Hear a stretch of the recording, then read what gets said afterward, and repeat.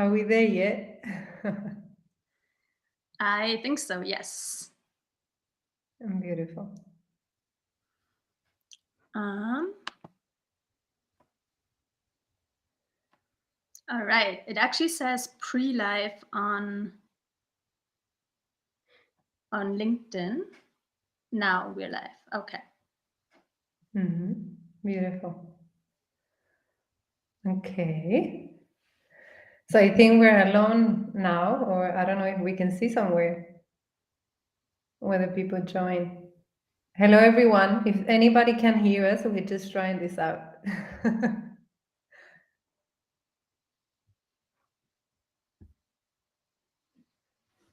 Yeah, I think we can start.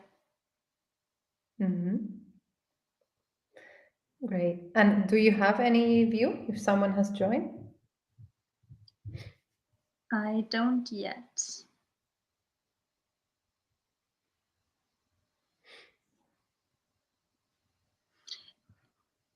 If you can hear us, would you maybe type a comment in the section on the right? That would be really helpful. Thank you.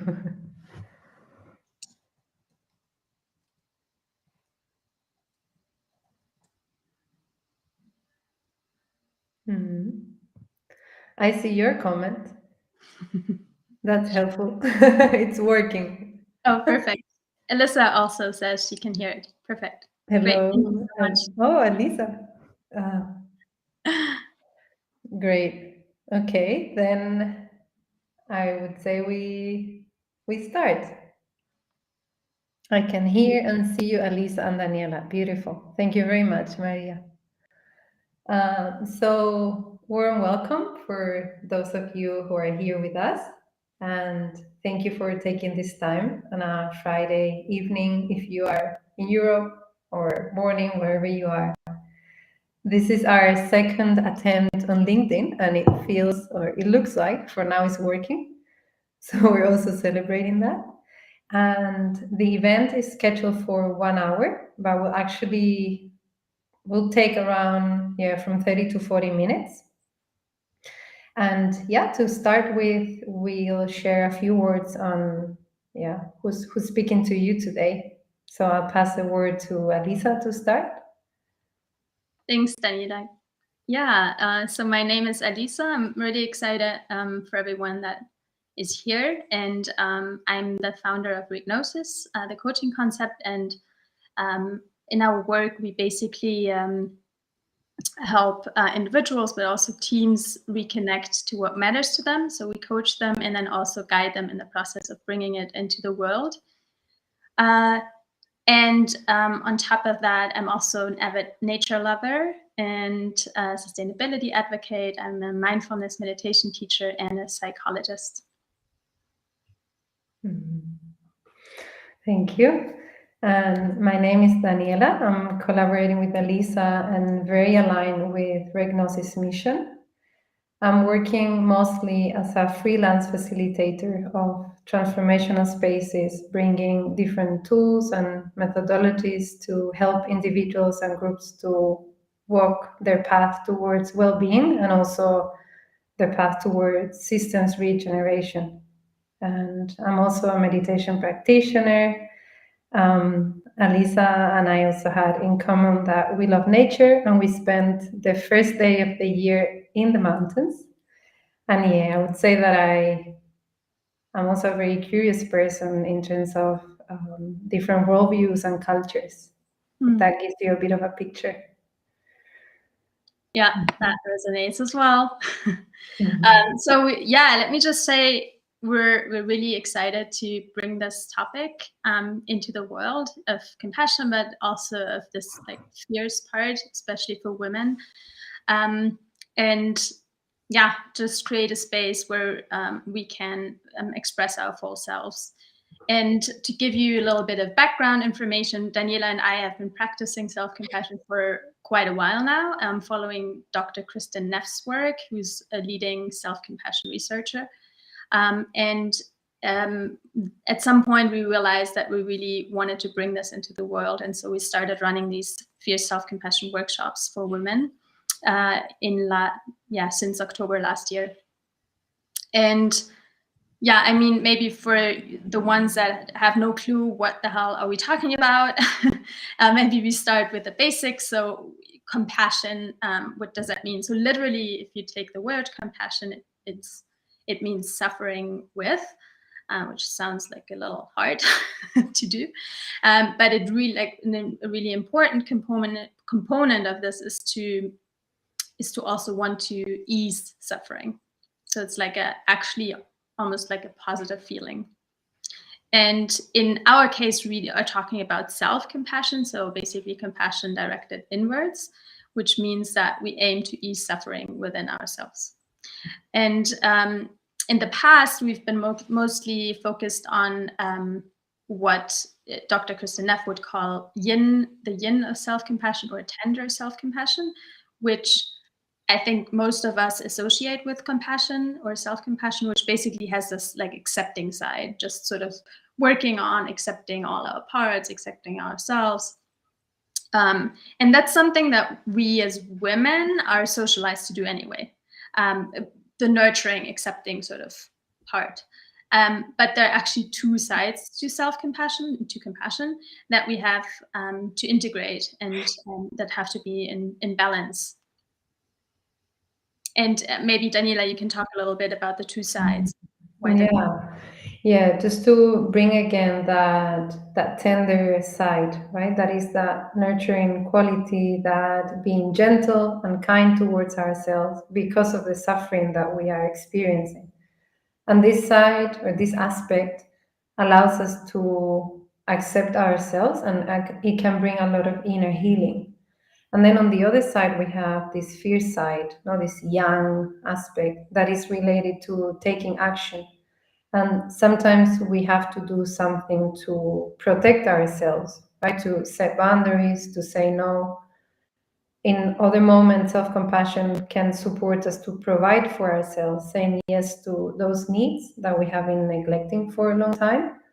And sometimes we might benefit from self-compassion to motivate ourselves to change those situations or behaviors that are harmful, right? And staying only with that tender side, that, as Alisa mentioned, as women, we're mostly socialized to do that. That is incomplete in the sense that we are lacking that empowerment to motivate ourselves to change, right? To move into action.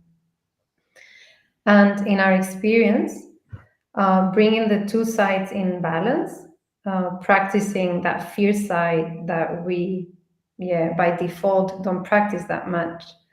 It has supported us to bring that action element in, and also to challenge the way we think about what self-compassion is, right? Because we also realize how before we started this work, we only stayed on that more passive element of being with our suffering, being kind to ourselves, and this bringing acceptance. And since we've been doing this work, it's more about training that active part of it. And a more clear example of this can be how, with the tender side, for instance, if I'm going through feelings that are difficult for me, if I stayed on the tender side, I might just validate my feelings, even expressing them in some way, just accepting that this is what it is for me at the moment, and being that tender to myself because of that. And when we bring in the fierce self-compassion aspect, an example can be that we actually change the situation. We say, okay, this is difficult, and then what do I do to overcome it? I can set boundaries, I can have a conversation with someone, not anything that brings it into action. And yeah, also, I mean, there's been a lot of research, mainly from Kristin Neff, on this topic, and it's also shown how the fear side is underdeveloped in women, and this has, of course, mental health effects, right? Because it's just we lose our power, we lose our empowerment by not taking action, right? And as I mentioned before, not this whole idea of setting boundaries, but another example can also be when we don't validate our needs, or we have this pattern of being people pleasing, putting the needs of others before our needs, right? And then we just don't know how to stop that, right? And by setting boundaries, we can, it can really support ourselves to, to improve our well-being or our life in general. I don't know if anyone can relate to this. If you want to comment something on the chat. Yeah, whether this whole idea of people pleasing or not being able to say no, if you've also come across this in your life, we'll be happy to read, or just to hear from you if you feel like sharing at this point.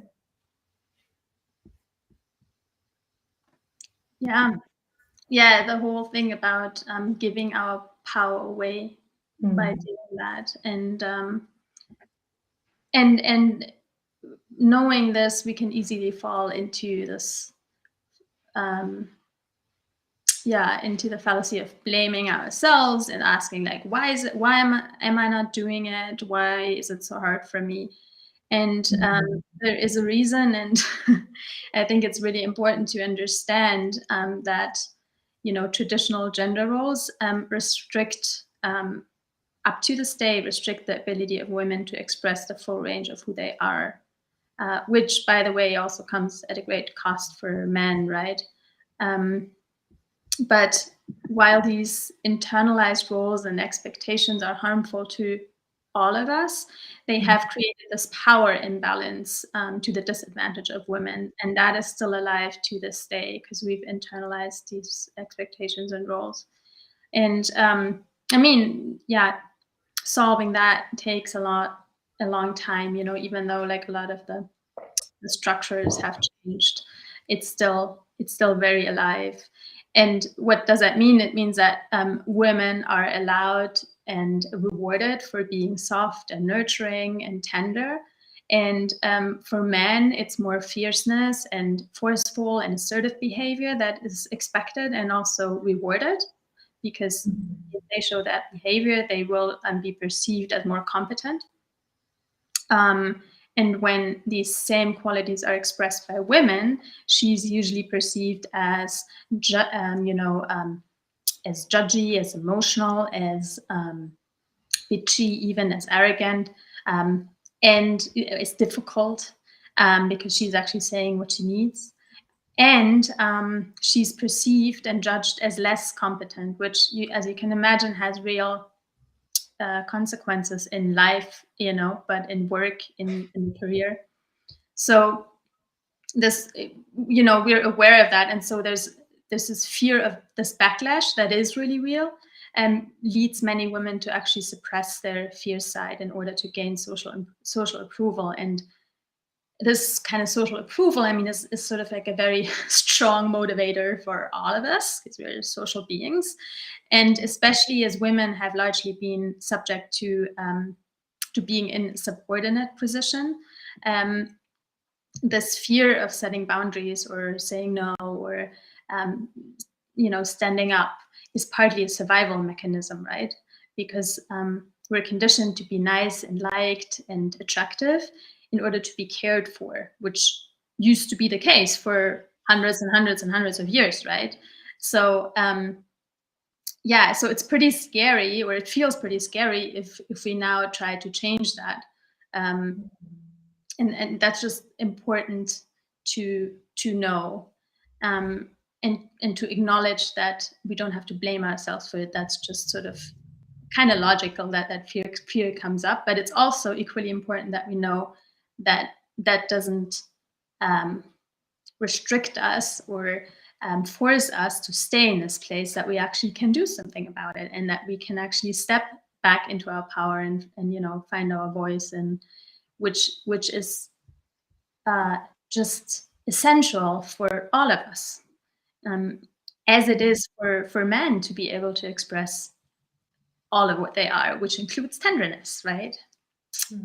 And so as we get to know this and also experience the practice, we just and stay with it, we get better at providing for ourselves, at protecting ourselves, at motivating ourselves for change, and just sort of collectively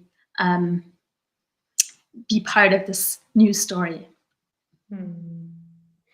Yeah, thank you for that. There is also, I mean, it's really powerful to practice this in community of women, right? This is something that we've seen since we started practicing, just the two of us, like in a small group, right? In a two people group, and yeah, we saw this great support of having this accountability towards each other, right? And right now I'm thinking that if we would have done it together, maybe I would have stuck to the practice. Right? So it's like, yeah, maybe I would just have left it long time ago. And we saw the value of learning from each other experience, to have that accountability to actually do it, right? Being supported and encouraged to get out of our comfort zone. And also hearing each other's stories of failure allowed us to move from this, there is something wrong with me, to, okay, so this is part of being human, right? Or this is part of our human experience. And also the success stories motivated each other, right? When I would hear a story of success from Elisa, I would get inspired and motivated. And then we started to see this with our bigger communities when we started to hold these workshops, because we were very motivated and eager to bring it to other women. I have to say that, yeah, super passionate about it. And we started to hold these 4-part workshops, and now it's going to be our third one, starting Sunday the 29th. So yeah, we're also very grateful for those women who had joined us already, and yeah, just celebrating that, or hoping that more women join. Yeah, so there is this, the power of intentional community is really meaningful here. Yeah. And for us as well, it's just like you said, Daniela, I think there were so many books I passionately read, and then I put them into the corner and never ever like practice. And I fall in love with the concepts, but like I just don't do it. And to be in community and experience and share the stories is just such a gift. Yeah, I'm very grateful for that. And yeah, we talked so much about the importance of practice now, so we don't want to leave you without that. And we wanted to show you a short embodiment practice that is really useful and that can be basically used everywhere, wherever you are. And yeah, Daniela will guide you through different types of touch to just see how they make you feel. And we invite you to linger in with these different types of touch for about 15 seconds or so, to really let it sink in, and that let yourself sink into the experience, and check in to see what effect it has on your body. And the idea is that we want you to find one touch that can help you feel soothed and comforted. So basically embodying the tender one. And then also we want to invite you to find one that embodies more this fierce self-compassion, which makes you, which helps you to feel strong and empowered and supported. And if you notice, like as I say these words, I'm just like getting bigger. So it's a really embodied thing. And yeah, of course, people are different. So experimenting, yeah, it's crucial that you just experiment what works for you. And yeah, so just giving you some playful energy here to play around what resonates for you. And Daniela, if you would guide us. Thank you for that. Yeah, just maybe before we start, just that moment of finding that posture, not just feeling comfortable wherever you're sitting, as much as you can. We're gonna take 3 deep breaths together also at our own rhythm.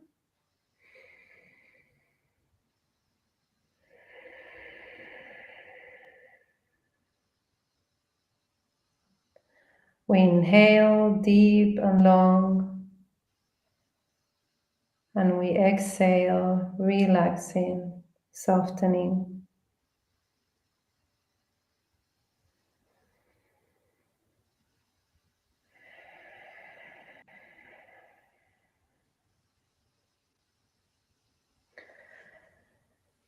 Okay, and now we're gonna start trying some tender, soothing options.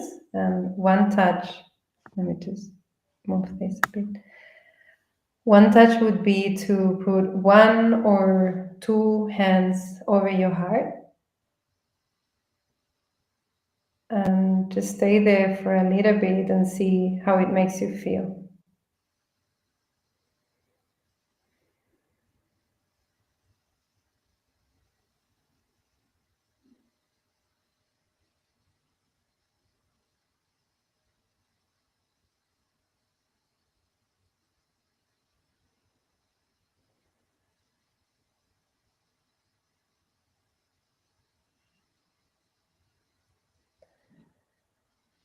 Another option can be crossing our arms in this way, if you can see me, and just giving yourself a gentle squeeze.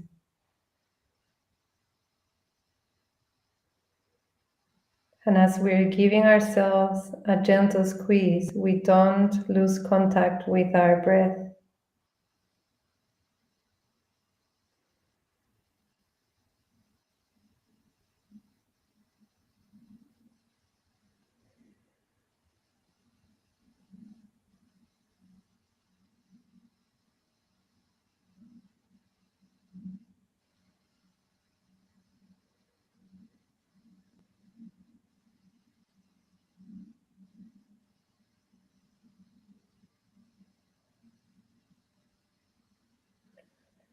Okay, and we release gently. And now we're going to try some strong, fierce, supportive touch. And for that, we start by rolling our shoulders back a little bit and also kind of taking our space, just like I am here in my body, present. And we can try putting a fist on our heart to bring the fierceness, and the other hand over it to integrate the tender side, the tender, soothing energy. Just for a few seconds, notice how this makes you feel.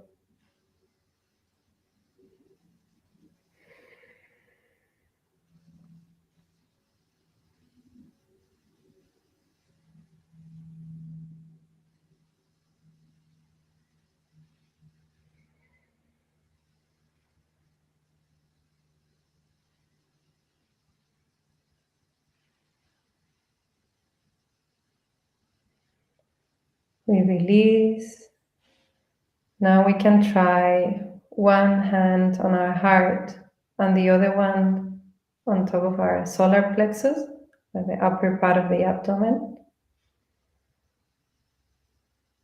and connect to what that posture, that gesture with your hands makes you feel.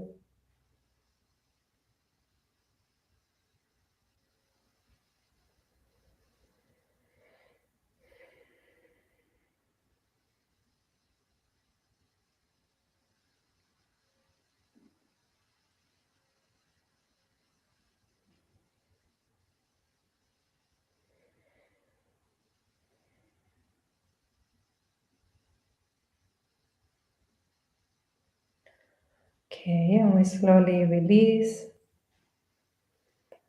and come back to the screen. Thank you for joining the practice. We're not over yet. Thanks, Daniela. Yeah, it's always amazing for me if so the second part was already the integration, right, of fierce and tender, and especially like the fist and sort of like the softer hand on top of it. As soon as like feels very like powerful, but then when that comes into play, it turns into clarity. It has strength, but it has like a clarity, which is very cool, or at least that's how I perceived it this time. And yeah, because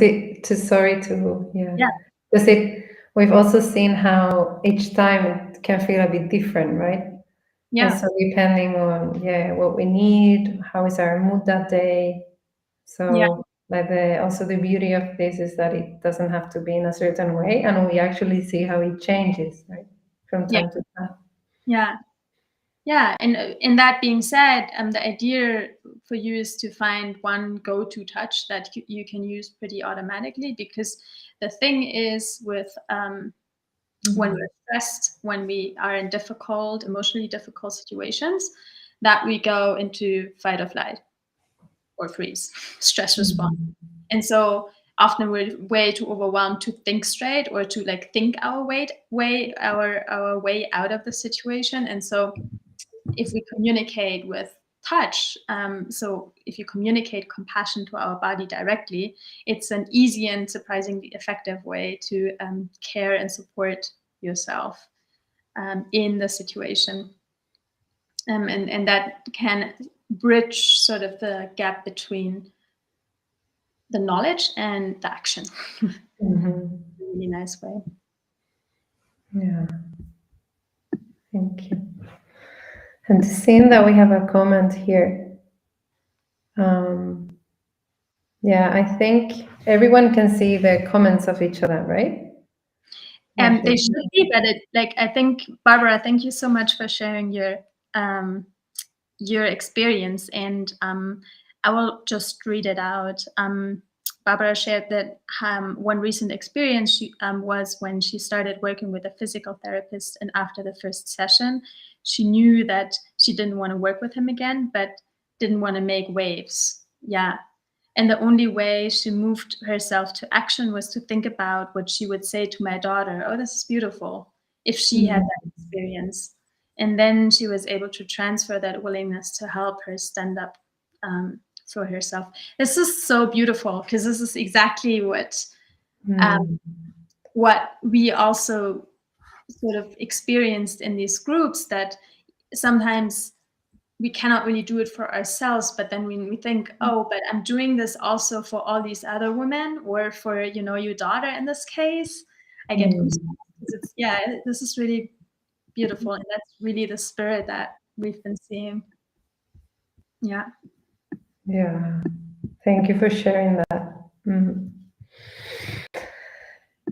So let me just have a look at the time. Okay, I think we can start to close, and we really would love to invite you to not take part on our workshops if this has resonated with you. And as I said already before, we start next Sunday, the 29th of January at 7:30 Central European Time, 1:30 ET, Eastern Time. And in this session, so the first session, we're gonna learn about the foundations of self-compassion. And then in the second session, we'll learn how to protect ourselves by setting boundaries. And then the third one is learn how to provide for ourselves by meeting our needs, saying yes to our needs. And the last session, it's about learning how to motivate ourselves to change what doesn't serve us. And then we have, for after those four workshops, we have we come together with the women who participated in those workshops once every 2 weeks. Yeah, to keep practicing together, because this is where we see the power coming through. So yeah, thank you for those who have been here with us. Maybe some of you might watch this later. And yeah, we hope it served you in some way. And yeah, we will have the link, right, to the registration. Yes, I put it in there. Yeah, and yeah, just also to say how grateful I am for this work, for being able to share that, for you, Daniela, and everyone that's here with us. And I just want to also mention that our sort of grander vision is to really build a community of women and to nurture and support and empower each other, because we think that's crucial for a life-giving future, that we all step into our power, which means, each and every one, not only women, of course, but as we mentioned, that the power thing is like a women thing. And of course, there's a lot more complex issues to that, intersectionality and race. And there's, also the work, I think, for men to like have spaces where they can learn and express their full humanity. Yeah. But for us, this is really, we're very passionate about that, that mission or vision. Yes. Let's make it happen. All right. All right. Thank you so much, everyone, for being here with us. And we wish you a beautiful rest of your day, evening, morning, wherever you are. And hope to see you soon. Take care. Thank you.